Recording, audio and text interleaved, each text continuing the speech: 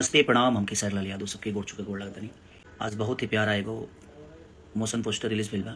तो दोस्तों आप ही लोगों के डिमांड पे खेसारी लाल यादव का एक और न्यू गाने का पोस्टर आप लोगों के बीच आ चुका है, जिस गाने का नाम है दिलवा चोरी के बाद। जी हाँ, बहुत ही बवाल गाना है और भाई टाइटल ही इतना बवाल है तो सोच सकते हैं गाना किस प्रकार होगा। जी हाँ, कल आप लोगों को ये वीडियो ग्लोबल म्यूजिक जंक्शन के यूट्यूब चैनल से 6:30 में देखने को मिलेगा। खेसारी लाल यादव और शिल्पी राज ने इस गाने को गाया है और कमेंट बॉक्स में आप लोग कमेंट कीजिएगा इसमें एक्ट्रेस कौन है। भाई आप लोगों को मिल जाएगा कमेंट में ही जवाब। तो भाई जितने भी खेसारी के फैंस हैं तैयार रहिए, कल एकदम तबाही कर देना है। बहुत बवाल गाना है, देखिएगा तो खूब मज़ा आएगा। आप ही लोगों के डिमांड पे ये पोस्टर आउट किया गया है। मिलते हैं फिर नेक्स्ट वीडियो में। अपडेट अच्छा लगा हो तो लाइक कीजिए, चैनल पे नए हैं सब्सक्राइब कीजिए, फेसबुक पेज पे देख रहे हैं भाई तो फॉलो करना ना भूलें। Thanks for watching.